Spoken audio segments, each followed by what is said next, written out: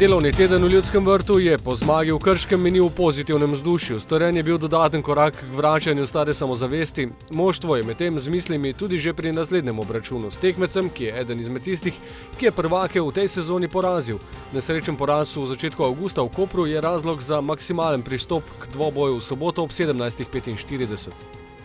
Nova pomembna tekma v nizu, pomembna za prvaka, za tam, kjer se želimo biti.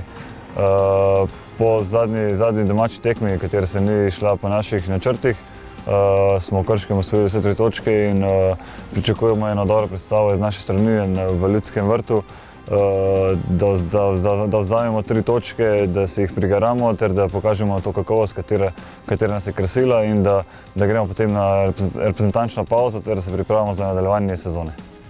Koper je doslej v Ljudskem vrtu zmagal le 4-krat, nazadnje pred več kot 6 leti. Nogometaši si želijo, da bi se tradicija nadaljevala in da bi s tribun doma prvakov čutili pozitivno energijo. Ja, seveda je to nekaj predvsem pomembnega za nas igralce, ko vidiš, da te spremlja takšna podpora s tribun in celotno mesto, tudi kateri si ne morejo gledati tekme v Ljudskem vrtu, vemo, da so z nami, tako da to je prepotrebna energija za nas igralce in verjamem, da bodo navijači naredili svoje, mi pa moramo svoje narediti na igrišču in vse bo prišlo na svoje mesto.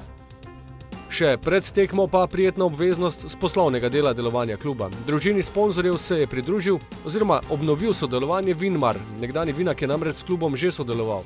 Na poseben način v mariborski vinski kleti so pridelali vrhunsko penino in ji nadeli ime po najboljšem strelcu NK Maribora v zgodovini, Markos. Kapetan to doživlja kot čast in verjame, da se bodo steklenice z vijolično etiketo še velikokrat odpirale ob naslovih prvaka ali ob vrstitvah v Ligo prvakov.